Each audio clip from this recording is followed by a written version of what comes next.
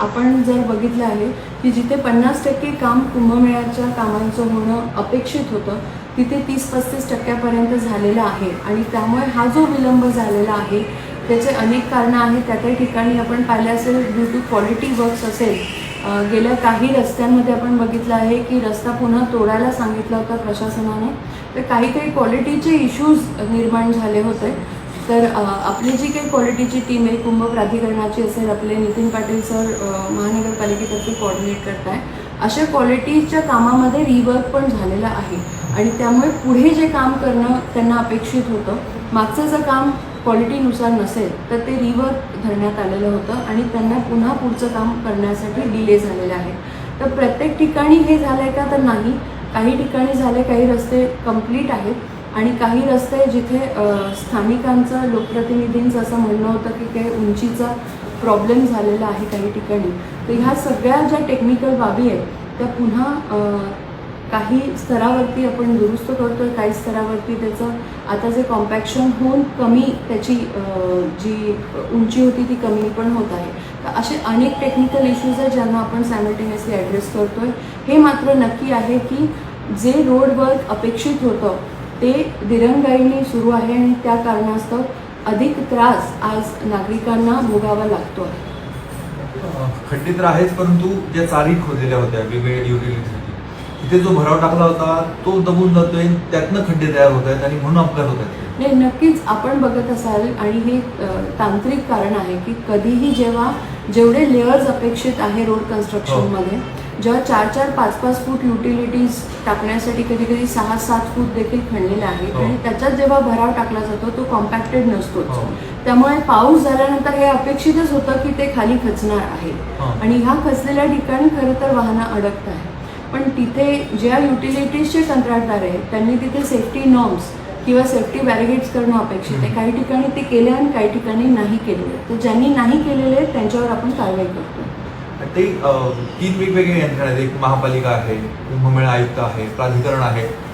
हे सगळे कुंभमेळ्याची कामं करतायत. समन्वयाचा अभाव दिसतो आहे. एकमेक काय काम करतोय दुसऱ्याला कळत नाही, त्यामुळे हे सगळे प्रॉब्लेम भेडसावत आहेत असं एकंदरीत चित्र आहे. नाही, मला असं वाटतंय की आधी जर तुम्ही बघितलं असेल तर ह्या ज्या हे जे कंत्राट आहेत हे बेसिकली प्रशासकीय काळात देण्यात आले होते. आमचा जो याच्यात पार्टिसिपेशन म्हणा लोकप्रतिनिधींचं तर 5 महिने झाले, म्हणजे फेब्रुवारीपासून आम्ही पिक्चरमध्ये आलो आहे. त्याच्या आधी हे कंत्राट दिले गेले होते. मग त्यांचे टेक्निकल स्पेसिफिकेशन्स असतील, लोकेशन्स असतील, DPR असतील, इतर काही बाबी असतील, ह्या खरं तर प्रशासनाने ठरवून दिलेल्या होत्या. मग त्याच्यात NTKMA असेल, NMC असेल किंवा इतर काही इन्व्हॉल्वमेंट असेल.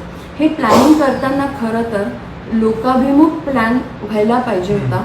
तो त्याचा अभाव जाणवतो. कारण जेव्हा अधिकारी प्लॅन करतात तेव्हा ते त्या पोझिशनला जाऊन, जसं आता आम्ही एक ठरावात उपसूचना पण घेतली आहे की जिओ टॅगिंग करणं गरजेचं होतं. जेव्हा तुम्ही प्री बिल्ड करता तेव्हा त्या लोकेशनला जाऊन तो कंत्राटदार खरंच त्या लोकेशनला जाऊन त्यांनी ते बघितलेलं आहे की नाही.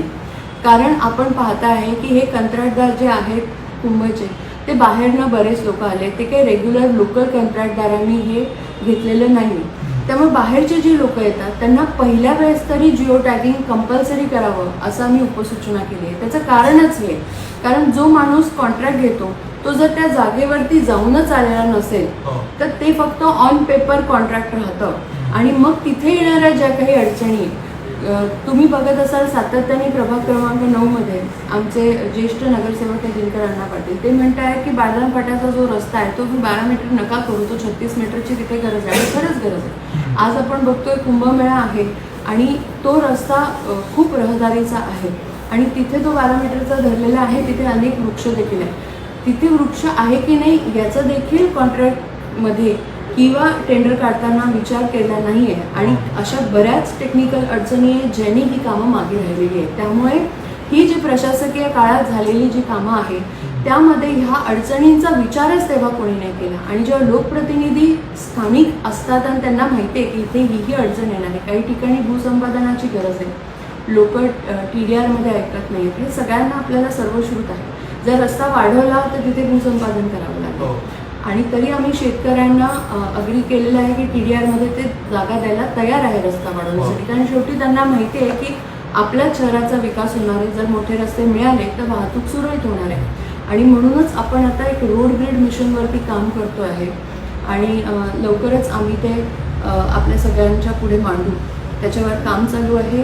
मागच्याच आठवड्यात आपल्याला सगळ्यांना माहिती आहे की कॉम्प्रिहेन्सिव्ह मोबिलिटी प्लॅनवरती विभागीय आयुक्त कार्यालयात बैठक झाली आणि त्यानुसार आता आम्ही एक रोड ग्रीड म्हणजे रोडचं जाळं हे आपल्याला माहिती असेल की एक शिकागो पॅटर्न आहे आणि तसंच आपल्या पुण्यामध्ये शनिवारवाड्याच्या इथे जे ABD एरियाज आहे तिथे प्लॅनिंग केलेलं आहे आणि त्याच धर्तीवरती आम्ही आता काही रस्ते पोलीस आयुक्तालय, मनपा आणि आम्ही सगळे मिळून प्लॅन करतो आहे आणि ते लवकरच आपल्याला सांगतो.